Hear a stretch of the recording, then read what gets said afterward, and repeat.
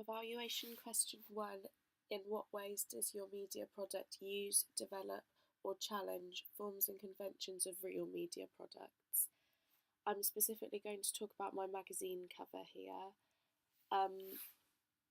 Firstly, the title of the magazine is the biggest font on the page, which is stereotypical of magazines, film magazines of every genre, as it's the thing that is intended to stand out most, to firstly attract a pre-existing audience of people who already buy the magazine and or subscribe to it, or to attract a new audience and interest new people by making it stand out and making it bold on shelves or virally, etc.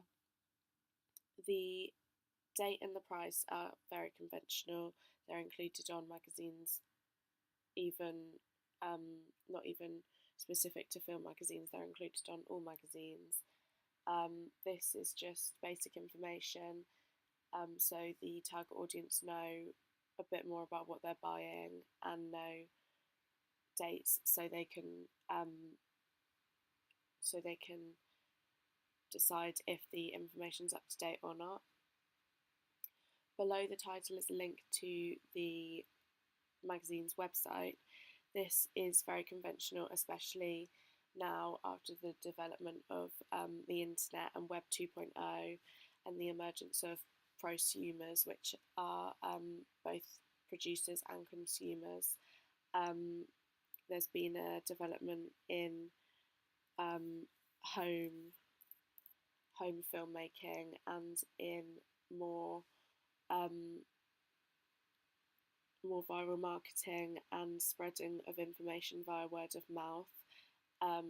So this is used hugely as a way of attracting a tentpole audience, encouraging more pull marketing, more people finding out information and getting interested and involved themselves, to create a buzz around the film before its release, which will attract a wider audience, and then therefore in the long run generate more profit. Buzzwords like exclusive and action I've included with exclamation marks after them. These are immediately appealing as they seem exciting, and especially exclusive makes it seem like you can't find out this information anywhere else, and therefore if you want to know about it you'll have to buy and read the magazine, so it proves the information is up to date and new, involving the release of my film. Also bullet pointed below the film's title is a range of things, information that you can find out about the film, such as behind the scenes information and reviews, etc. This will attract an audience who don't know too much about the film but are interested in finding out more, and an audience who are already anticipating the film's release and want to find out a bit more about that specifically, so they can make predictions about the narrative and character types involved. The film's title is the second biggest font included on the magazine cover.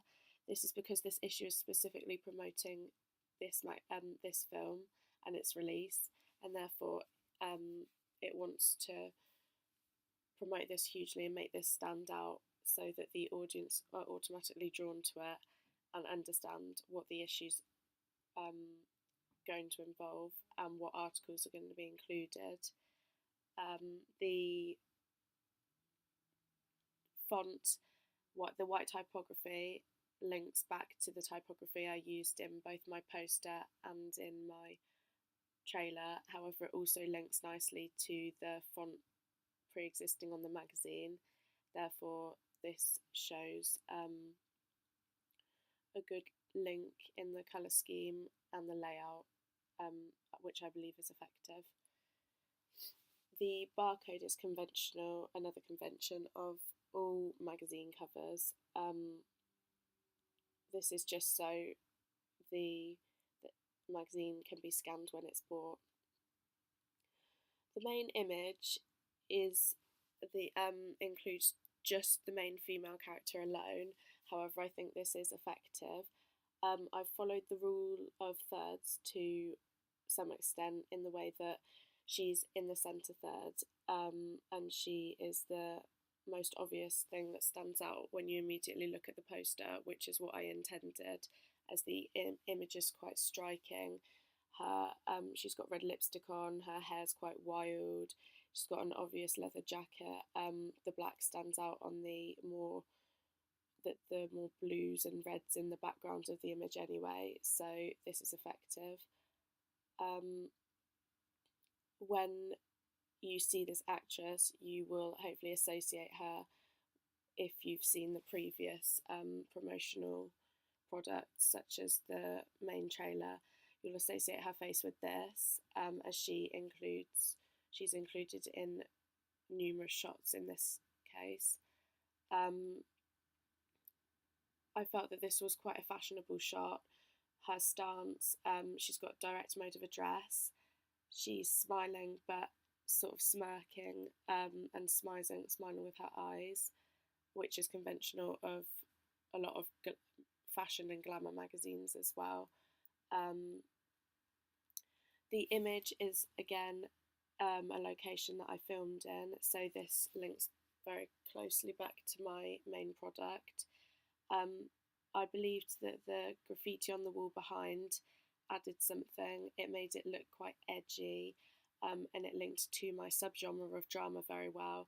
A lot of the time, these are included in locations with graffiti, are included in films with teenage characters as the main roles, which is in what's happened in my case as well, because graffiti is associated with teenagers and gangs, and then the whole drinking and drugs lifestyle as well.